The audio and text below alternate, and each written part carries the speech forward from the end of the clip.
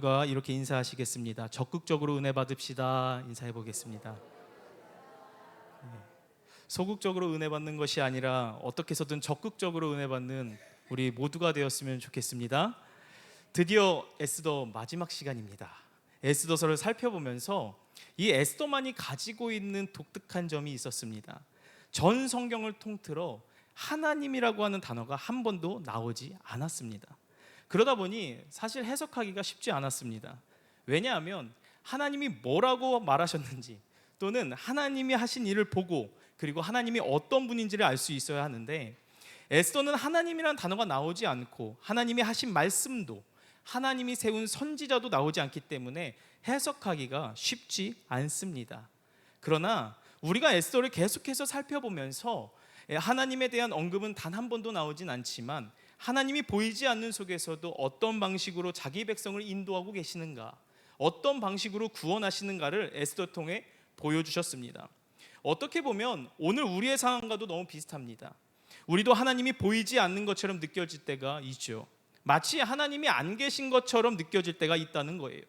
그런데 에스더를 통해 우리가 깨닫게 되는 것은, 하나님은 보이지 않는 상황 가운데서도 구원의 역사를 자신의 방법대로, 자신의 방식대로 이루어 가시는 하나님이시라는 것이에요. 우리의 삶에도 마찬가지입니다. 하나님은 우리의 삶 속에서도 일하십니다. 아멘이십니까?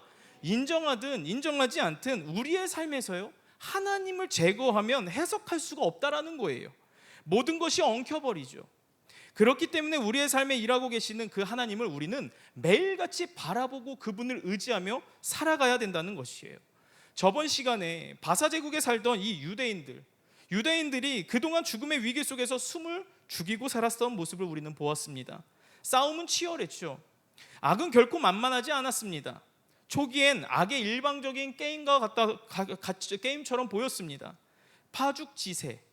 유대인들은 죽을 수밖에 없었다라는 거예요. 그러나 반전의 반전이 일어나면서 이제 유다의 승리로 끝이 나는 장면이 오늘 우리가 본 9장 말씀에서 드러나고 있습니다. 오늘 9장 전체를 다 읽진 않았지만 이 9장 초반부를 보시면요, 하나님이 모르드게를 높이 세우시는 장면이 나옵니다. 4절 말씀을 보니까요, 이 9장 4절 말씀에 모르드게가 왕궁에서 존귀하여 점점 창대하매, 하나님이 밀어주시는 장면이 등장합니다. 그는 바사 제국의 2인자가 됩니다. 그리고 왕으로부터 위임받는 힘으로 모르드게는 모든 일을 진행하고 있다는 거예요. 9장 앞부분은요, 초반부는 유다인들을 대적하는 자들에 대한 대대적인 심판이 나옵니다. 그 가운데 하만의 10 아들도 포함되어 있어요. 이제 하만의 모든 흔적들이 사라지게 된다는 의미예요. 이것은 심판이 얼마나 철저하게 시행되고 있는가를 보여주고 있습니다. 규모가 어마어마합니다. 13절의 말씀을 보시면 하만의 10 아들이 매달리죠. 그리고 15절에는요 300명이 도륙을 당합니다. 또 16절은 유다인들을 죽이려 했던 무려 7만 5천 명이 죽임을 당합니다. 대단한 숫자예요. 근데 반대로 생각하면요, 하만의 뜻대로 돌아갔다면 유다인들은 얼마나 죽게 되었을까요? 학자들은 추측합니다. 대략 50만 명 정도 될 거라고 추정하고 있죠. 제가 올라오기 전에 대전광역시 인구 통계를 보니까 서구 인원이 몇 명인 줄 아십니까? 46만 2,036명이라고 하는 거예요. 서구 지역이 다 죽임을 당해버리는 거죠. 정확한 숫자는 우리는 알 수 없어요. 만약 유다인들이 죽게 되면요, 대학살이고 바사 제국은 그야말로 피로 얼룩지게 되어 있다는 거죠. 특별히 이 하만의 열아들에 대한 처벌엔 상징적인 의미가 있습니다. 사울이 남겨놓았던 아말렉 후손의 이 하만, 그리고 그의 아들까지도 다 처단하죠. 왜 이렇게까지 해야 했을까요? 직면하지 않으면 공격을 해오기 때문에 그렇습니다. 악에 대한 하나님의 철저한 징벌을 의미한다는 거예요. 그래서 가나안 정복했던 이스라엘 백성들을 향해 하나님은 명령을 하셨죠. 그 땅의 7족을 진멸하라 그랬습니다. 악에 대한 하나님의 철저한 징벌, 그 악을 행했다면 그 누구라도 하나님의 심판의 대상이 될 수 있다라는 거예요. 이처럼 영적 전쟁은 그런 의미에서 철저합니다. 오늘 본문 바사 제국에 있는 유다인들을 미워하고 증오하고 죽이려 했던 자들은 어떻게 되었습니까? 다 처벌받았습니다. 근데 우리가 반드시 기억해야 할 것은 영적 전쟁은 마지막 날까지 아무리 죽여도 어둠의 세력은 또다시 일어나게 되어 있다는 거예요. 하만의 자녀들은 죽었지만 여전히 마귀는 하만과 같은 사람들을 지금도 계속 일으켜 세워서 하나님의 백성들을 괴롭힌다라는 사실입니다. 하만의 잔재들은 어디에서나 다시 만나게 됩니다. 오늘 본문의 마지막까지 대적의 뿌리를 뽑고 있는 장면을 보면서 악은 제거될 수밖에 없고 하나님의 백성들에게는 반드시 승리가 주어진다는 것을 우리는 확인하게 된다는 거예요. 오늘날의 우리도 마찬가지입니다. 영적 전쟁에서 우리는 반드시 승리해야 합니다. 이 승리가 주어지지 않으면 안식을 누릴 수가 없다라는 거예요. 그런데 전쟁은 언제나 늘 벌어지고 있죠. 그리고 넘어뜨려고 하는 적은 늘 우리 주변에 굉장히 많습니다. 그래서 우리는 늘 공격할 준비가 되어 있어야 한다는 거예요. 늘 깨어 있어야 돼요. 말씀과 기도로 우리는 영적으로 늘 깨어 있어야 되고 무장되어야 한다는 것이죠. 그렇다면요, 두렵지가 않습니다. 왜냐하면 이미 승리는 하나님의 백성들의 편에 주어졌기 때문에 그렇습니다. 그러므로 우리가 영적으로 깨어 있으면 적을 두려워하지 마시길 바랍니다. 하나님이 그 적을 통해 우리에게 반드시 승리를 경험케 하신다는 것입니다. 전쟁은 여호와께 속해 있음을 반드시 믿으시길 바랍니다. 우리가 십자가를 보면 잘 알 수 있지 않습니까? 우리가 십자가를 늘 묵상해야 되는 이유가 뭡니까? 십자가는 겉으로 보면 실패예요. 처절하게 십자가에 매달려 죽으신 예수 그리스도는요, 어떻게 보면 실패처럼 보입니다. 그러나 십자가는요, 하나님의 능력이요 지혜였고 우리를 구원하기 위해 하나님의 승리입니다. 그 십자가는요 승리의 상징이라는 거예요. 믿으십니까? 악은 결코 승리할 수 없음을 십자가를 통해 우리에게 보여주신 거예요. 그래서 우리는요 십자가를 붙들고 바라보고 그 십자가로 승리하신 그리스도께 붙들려 살아가면 승리할 수 있음을 반드시 믿으시길 바랍니다. 이제 9장 17절의 이후부터는 승리를 기뻐하고 잔치를 벌이는 장면들이 등장하고 있습니다. 함께 읽진 않았지만 17절에서 19절 말씀, 저 한 절, 여러분들 한 절 읽으시겠습니다. 아달월 13일에 그 일을 행하였고 14일에 쉬며 그날에 잔치를 베풀어 즐겼고.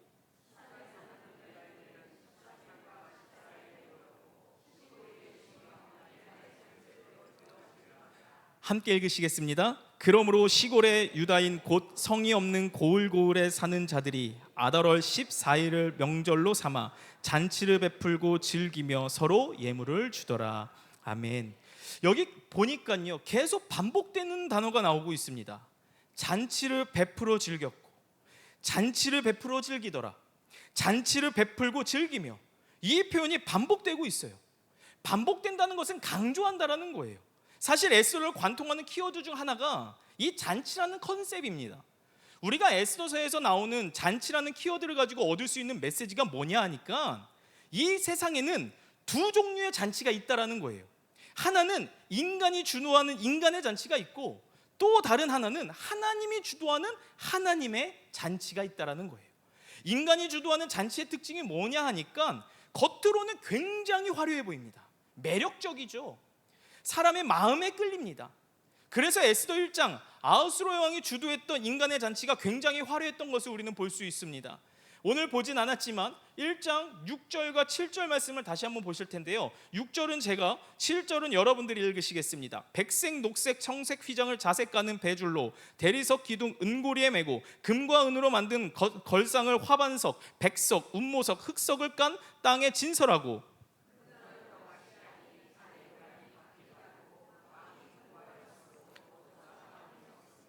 딱 눈으로 봐도요 지금 인간이 주도한 잔치는 어떠합니까?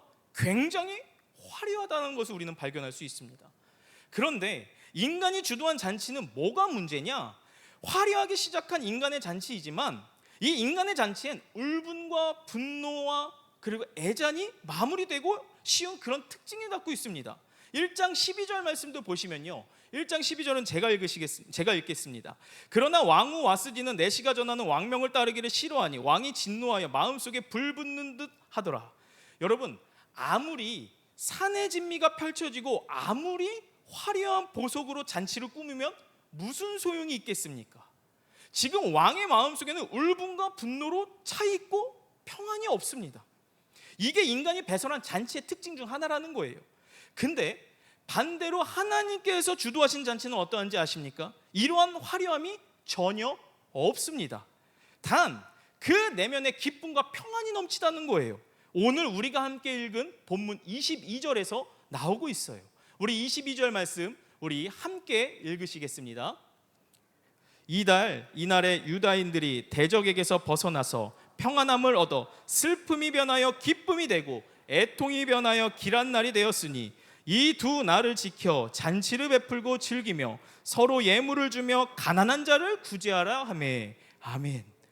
여러분, 지금 최고의 권력자 왕이 배설한 잔치와 다르게 하나님께서 배설한 잔치는요, 하나님이 베풀어 주신 은혜에 대한 감격이 있고 기쁨이 있다는 것, 이것이 바로 하나님이 주도하시는 잔치의 특징 중 하나라는 거예요. 근데 여기서 우리가 한 가지 더 주목해 볼 게 있습니다. 하나님이 주도하시는 잔치엔 또 다른 특징이 내포되어 있어요. 22절 하반절을 보시면 그들은 서로 예물을 주며 가난한 자를 구제하라, 이런 말씀이 나오고 있죠. 서로 선물을 주고받았다는 말입니다. 이것은 공동체적 축제를 했다라는 이야기예요. 이 이야기는요, 에스더 내용이 에스더와 모르드게만 구원했다는 내용이 아니라 유다 공동체의 모든 유다 공동체의 구원 이야기로 담겨져 있다라는 거예요. 한 개인의 구원의 이야기가 아니라 에스더나 모르드게의 성공을 기록한 것이 에스더가 아니라 유다 공동체, 하나님의 백성들에 대한 구원 이야기라고 설명해주고 있는 대목이라는 거죠. 하나님의 관심은요, 늘 언제나 공동체에 있습니다. 여기서 말하는 공동체는 어떤 국가나 민족이나 사회적 개념의 공동체를 의미하는 것이 아닙니다. 여기서 말하는 공동체란 하나님의 언약의 공동체를 말한다는 거예요. 하나님이 택하시고 구원하시기로 작정한 공동체. 그러다 보니까 악이 이길 수 없는 이유는 다른 것이 아니라 하나님과의 언약 때문이라는 것입니다. 승리는 유다 공동체 전체에 주어진 것이에요. 공동체 전체가 생존의 위기에서 살아난 거죠. 그래서 하나님이 배설한 잔치엔 기쁨이 있고 평안도 넘칠 뿐 아니라 이게 공동체적으로 가는 의미에 담겨져 있다는 것이에요.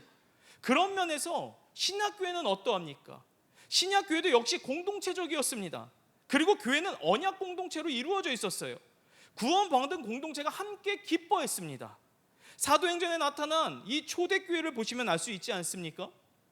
모일 때마다 서로 떡을 뗐습니다. 음식을 나눠 먹었고요, 기쁨을 나누는 희락 공동체였어요. 이처럼 구원 공동체는요, 축제가 있다라는 거예요. 죽었다가 살아난 자의 기쁨, 죄의 노예로부터 자유를 얻은 기쁨이 드러나는 것이 바로 기독교 공동체라는 것이에요. 그러므로 기독교는요, 어둡거나 우울해서는 안 됩니다. 오히려 밝아야 된다라는 거예요. 세상은 어둡죠, 우울하죠, 애잔합니다. 사람들은 웃고 떠들지만 동시에 절망하기도 합니다. 불안해하기도 하죠.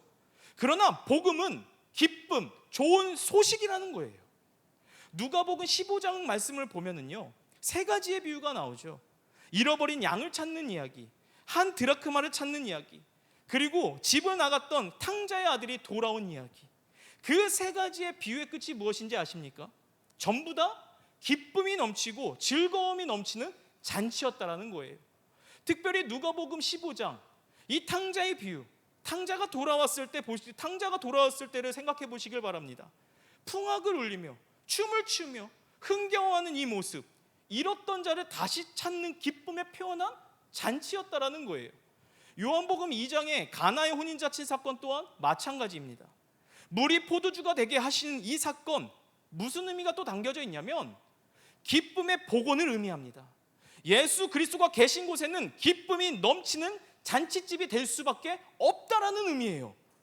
예수 그리스도로 인하여 물이 포도주가 되게 하시고, 심지어 물이 포도주가 된 거를 먹은 사람들은 어떤 표현을 합니까? 이 맛 좋은 포도주 어디서 났냐고 다시 잔치의 기쁨이 복원된 모습을 우리는 신약의 모습을 요한복음 2장을 통해서 볼 수 있다라는 거예요. 이처럼 구원은요, 대반전의 이야기입니다. 예수님은 우리의 인생 또한 반전시키셨습니다. 위대한 반전을 경험한 자에게는, 그리고 위대한 반전을 경험한 사람들에게 드러난 특징 중 하나는 기쁨이 넘친다라는 거예요. 유다인들은 전멸할 수밖에 없는 상황에서 반전을 경험했습니다. 그 후 그들은 하나님의 배설한 그 잔치 속에서 기쁨이 넘쳤다라는 거예요. 마찬가지로 이 십자가와 부활의 복된 소식을 듣고 믿는 사람은 어떤 다른 것에 의해서 기쁨을 빼앗길 수 없다라는 것입니다. 그러하기에 교회는요, 늘 잔치집이 되어야 한다는 거예요. 이유는 승리를 노래하는 공동체가 모여있기 때문에. 아멘이십니까? 존 파이퍼 목사님이 시카고에 있는 트리니티 성교를 방문하면서 특강을 했었다고 합니다. 특강의 핵심 내용이 뭐냐 하니까 기쁨은 기독교 신학의 기초이다. 여러분, 아무리 믿음이 좋고 모태신앙이고 열심히 봉사한들, 열심히 헌금하고 열심히 헌신한들 기쁨이 없다면 무슨 소용이겠습니까? 우리가 추구해야 되는 가장 중요한 목표가 있다면 화려한 보석을 가지고 산의 진미를 먹어서 기쁜 게 아니라 나를 굽어 살펴주신 예수 그리스도, 그분의 십자가 은혜로 말미암아 나 같은 죄인을 기억해 주시는 그 은혜에 대한 기쁨과 감격, 이게 바로 신앙인들의 특징 중 하나임을 반드시 믿으시길 바랍니다. 그래서 우리는요, 하나님의 은혜로, 그리고 하나님의 구원의 은혜로 인해 생기는 구원의 기쁨을 회복해야 된다는 거예요. 그리고 그 기쁨을 흘려보내야 되는 거죠. 이 일이 우리가 해야 될 일입니다. 그래서 오늘 본문 22절을 다시 한번 보시면요, 유다인들은 구원의 기쁨을 만끽하면서 그 기쁨을 어떻게 하고 있냐면 흘려보내고 있습니다. 22절 하반절, 서로 예물을 주며 가난한 자를 구제하라 하매. 이게 하나님의 배설한 잔치의 진정한 의미라는 것입니다. 마치 자기들이 이겼다고 승리에 도취해 있는 것이 아니라 약한 자를 돌아보는 이 구제는 잔치의 절정이라는 거예요. 사실 승리는 그들이 잘난 때문이 아니었습니다. 하나님께서 허락하시는 은혜 때문이었어요. 그리고 그 은혜를 기억하며 그들은 약한 자를 돌아보며 구제했다라는 것입니다. 이것이 바로 구원의 기쁨을 누리는 자의 특징이라는 거예요. 그리고 이날을 잊지 않기 위해 그들은 기록했습니다. 오늘 본문 20절에서 21절, 저 한 절, 여러분들 한 절 읽으시겠습니다. 20절, 21절, 20절 제가 먼저 읽도록 하겠습니다. 모르드게가 이 일을 기록하고 아하수에로 왕의 각 지방에 있는 모든 유다인에게 원근을 막론하고 글을 보내어 이르기를,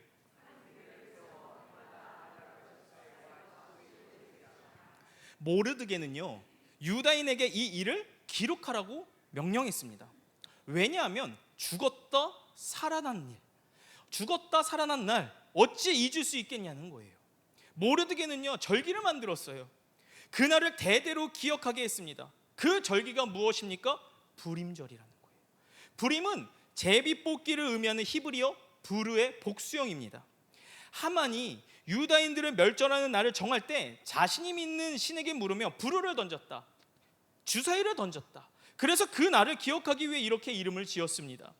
부림일은 유다인들이 하만에 의해 죽을 뻔한 날이죠. 그래서 유다 민족 전체가 3일 동안 눈물을 흘리며 금식했습니다.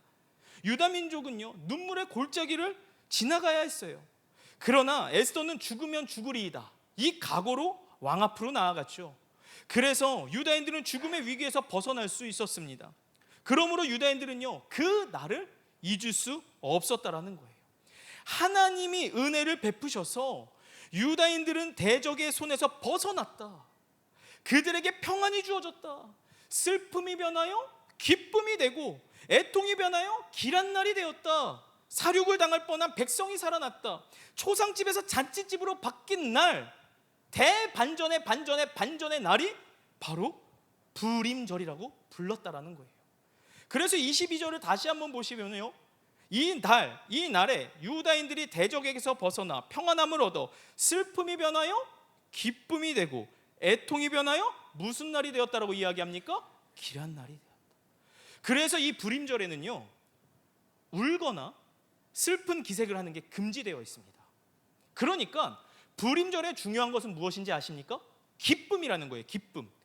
기쁨은 구원에 대한 자연스러운 반응이었다는 거예요. 그리고 31절을 보시면요, 정한 그 기간에 이 부림절을 지키게 하였으니, 이 날을 모르드게와 에스더는요, 기록하고 기억하고 지키게 하였다는 것입니다. 왜냐하면 유다 민족에게 불임일은 매우 중요한 일이기 때문에 그렇습니다. 이 날은 최고의 절기예요. 결혼한 날과 비교할 수 없을 만큼 즐거운 날이요, 기쁜 날이었다라는 거예요. 그러므로 불임일에는요, 하나님의 은혜에 반응해야 된다는 것이죠. 기뻐해야 된다는 거예요. 감사해야 된다는 것이에요. 이스라엘의 3대 절기 다 아시죠? 유월절, 맥추절, 장막절 같은 중요한 절기가 있습니다. 절기는요, 그들 역사에 영향을 끼치는 날로 아주 중요합니다. 절기를 통해 역사를 배울 수 있어요. 이스라엘에서는 요즘도요, 장막절이 되면 사막에 텐트를 치고 광야 생활을 떠올린다고 합니다. 이렇게 절기를 지킴으로써 소망 없이 살던 이 백성을 구원하신 하나님의 은혜를 감사하고 또 감사하고 찬양한다는 거예요. 근데 사람은 쉽게 잊어버려요. 특히 하나님의 은혜는 어떻습니까? 더더욱 잊어버린다는 거예요. 이것이 사람의 한계인 것 같습니다. 그래서 절기가 필요한 것 같아요. 절기는 역사를 기억하는 것이요, 절기를 통해 하나님의 은혜를 계속 기억하게끔 만들어준다는 것입니다. 그런데 문제는 뭐냐면 이 절기가 반복이 되면 역사를 기억하려는 마음이 점점 상실되어 버린다는 것입니다. 시간의 흐름에 따라 절기에 대해 무덤덤해지고 무감각해진다는 거예요. 본래 정신은 희미해진다는 의미겠죠. 무엇이든 시간이 지나면 왜곡이 되기 마련입니다. 결국 이 절기의 참 의미를 기억하기보다 하나의 문화처럼 그날을 지키고 있다는 거예요. 우리도 한번 생각해 보시길 바라요.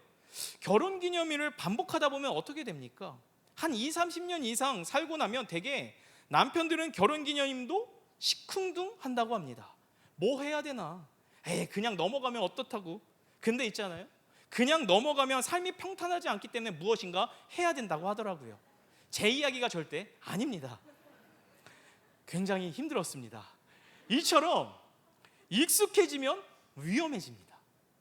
무덤덤해지면 결국 절기의 참된 의미를 되살리기보다 그것은요, 하나의 문화가 된다는 거예요. 그러나 절기를 지키는 것, 문화가 되어서는 결코 안 됩니다. 본래의 의미를 되찾아야 한다는 거예요.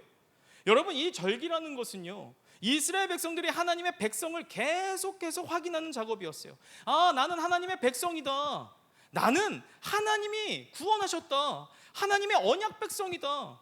그분이 우리를 구원하셨다. 이 절기를 지키면서 내가 누구인지, 우리가 누구인지를 확인하는 작업이었어요. 이런 차원에서 주일이 우리에게 왜 중요할까요? 예배 자체가 물론 중요하지만 우리가 모여야 하는 이유가 무엇인지 아십니까? 모여서 예배를 드림으로 우리는 하나님의 구별된 백성임을 확인할 수 있다는 거예요. 모이지 않으면요, 정체성이 사라집니다. 내가 누구인지를 까마득히 몰라요. 정체성이 희미해진다는 거죠. 정체성을 분명하게 알지 못하면 세월의 흐름에 따라 잊을 수밖에 없다는 것이에요.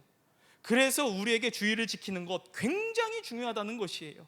이처럼 절기 또한 마찬가지입니다. 절기가 우리에게 필요하죠. 절기는 역사를 반복적으로 리마인드 해준다는 것이에요. 핵심은 하나님의 은혜에 대한 리마인드 하는 거예요. 이제까지 살펴본 에스더의 스토리를 한번 생각해 보시길 바랍니다. 에스더가 잘나서 왕후가 되었을까요? 결코 아니었어요. 그 자리에 세우신 분이 바로 하나님이셨습니다. 또한 왕후의 허락 없이 왕에게 나아갔다? 그건 그 당시에 죽는 일이에요. 수시로 변하는 그 왕의 마음, 어떻게 믿고 모든 것을 진행할 수 있었겠습니까? 또한 하만의 끝없는 지위 상승과 절대 권력화, 이 모든 상황을 보면은요, 에스더나 모르드게나 이 유다인들은 이길 수 없는 최악의 상황이라는 것이에요. 갈수록 코너에 몰렸습니다. 죽을 수밖에 없었다라는 의미예요. 그런데 어떻게 그들이 승리를 할 수 있었습니까? 하나님의 은혜가 아니면 설명할 수가 없었다라는 의미예요.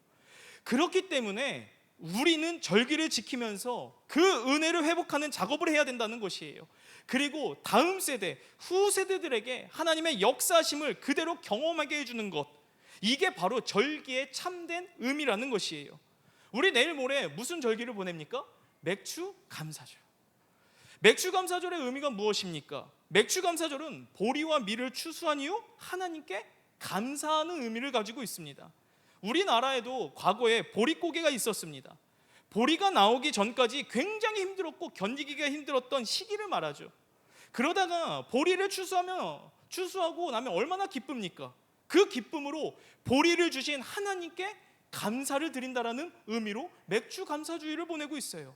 현대식으로 표현하자면 이렇습니다. 상반기 동안 지켜주신 하나님에 대한 은혜에 대한 감사를 고백하는 날이에요.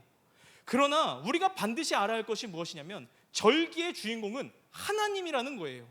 이건 안식일도 마찬가지입니다. 안식일의 주인공은 누구일까요? 하나님이에요. 근데 유대인들과 바리새인들은 안식일을 철저히 지켰지만 그 안식일의 주인이신 그리스도는 놓쳐버렸습니다. 그리스도가 빠진 안식은 불가능하다는 거예요. 그리스도의 부활이 없는 주일은 의미가 없다라는 것이겠죠. 그런 의미에서 신약의 초대교회는 주일마다 잔치집이었습니다. 그리스도가 우리의 슬픔을 가져가시고 제 대신 기쁨의 화관을 주셨다는 것을 그들은 알고 주일마다 기쁨의 분위기로 바뀌었다라는 것입니다. 오늘날 우리는 절기를 어떻게 지키고 있습니까? 또한 주일을 중요하게 생각하며 여러분들은 지키고 계십니까? 그러나 주일을 지키는 것보다 더 중요한 것은 저는 내용이라고 생각합니다. 신앙인이라면 주일을 주일답게 보내는 것이 무엇인가를 고민해 봐야 된다는 거예요. 우리는 매주 예수님의 부활에 기뻐하고 기념해야 된다는 거예요. 예수님은 우리의 슬픔을 가져가시고 기쁨의 화관을 씌워주셨다. 허물과 죄로 죽을 수밖에 없었던 우리를 살려주셨다. 지옥으로 달려가던 우리를 천국 백성, 하나님의 백성으로 만드셨다. 예수님은 우리에게 풍성한 은혜를 베풀어 주셨다. 이것이 바로 주일마다 우리가 고백해야 되고 회복해야 된다는 것이라는 거죠. 그런데 우리들의 모습은 어떠합니까? 구원받았지만, 은혜 받았지만 그에 대한 기쁨이 상실되어 있지는 않습니까? 우리는 주일마다 세상에서 경험할 수 없는 기쁨을 경험해야 하는데 주일을 마치 하나의 문화처럼, 하나의 습관처럼 드리고 있지는 않습니까? 분명히 우리가 알아야 할 것은 예배를 통해 경험하는 그 기쁨이 세상에서 경험하는 기쁨보다 못하다면 우리는 세상의 기쁨으로 다시 떠밀려 내려간다는 거예요. 분명 우리는 알고 있죠. 세상은 잠시 잠깐 만족은 얻을 뿐 진정한 기쁨을 경험할 수 없다는 사실을요. 그런 기쁨은 현실의 문제가 발생하면 금방 사라져버리기 마련입니다. 현실의 염려와 근심 앞에 기쁨이 사라진다는 거예요. 그렇기 때문에 우리는요, 주일마다 구원의 기쁨을 다시 회복해야 합니다. 하나님의 베푸신 은혜를 주일을 통하여 생각하고 기억하고 반응해야 된다는 것입니다. 그럼 우리는 세상과 견줄 수 없는 엄청난 역동성을 가지게 될 것이고, 예배를 통해 하나님 앞에 나아가는 순간 우리 또한 유다인들이 드린 그 불임절처럼 매 주일의 예배가 생동감이 있고 역동적일 뿐 아니라 기쁨이 넘치는 잔치가 된다는 사실을 반드시 믿으시길 바랍니다. 말씀을 맺겠습니다. 우리는 지금까지 에스더서를 통해 하나님이 당신의 백성을, 그리고 그 당신의 백성들에 향한 사랑과 그 열심이 얼마나 큰가를 보았습니다. 아찔아찔한 일을 당할 때마다 그러나 하나님이 계시지 않는 적이 단 한 번도 없었습니다. 우리가 믿는 하나님은요, 늘 신실하신 하나님이십니다. 언약을 늘 지키시는 하나님이시라는 거예요. 그들의 위기의 상황 속에서도 하나님은 자신의 방법과 방식대로 구원하셨다는 거예요. 그리고 하나님의 은혜에 반응하여 하나님이 베푸시는 이 잔치에 유다 백성들은요, 모두 다 기뻐하며 하나님을 찬양했고 그리고 하나님을 경배했습니다. 이처럼 하나님의 백성은 은혜 안에 살아야 합니다. 그렇다면 그 은혜 어디서 경험할 수 있을까요? 바로 예배를 통해서 경험할 수 있습니다. 이번 주 수요일날 담임 목사님께서 말씀하신 말씀에 저도 모르게 너무 아멘했어요. 공감된 말씀이 있었습니다. 우리가 주일 예배를 지키는 것이 아니라 주일 예배가 우리를 지켜준다. 다시 한번요. 우리가 주일 예배를 지키는 것이 아니라 주일 예배가 우리를 지켜준다. 아멘이십니까? 이유가 무엇일까요? 주일 예배를 통해 잊어버리고 살았던 그 구원에 대한 기쁨, 하나님이 나를 그토록 사랑하시는 그 은혜를 주일 예배를 통해 회복할 수 있기 때문에 가능하다라는 것입니다.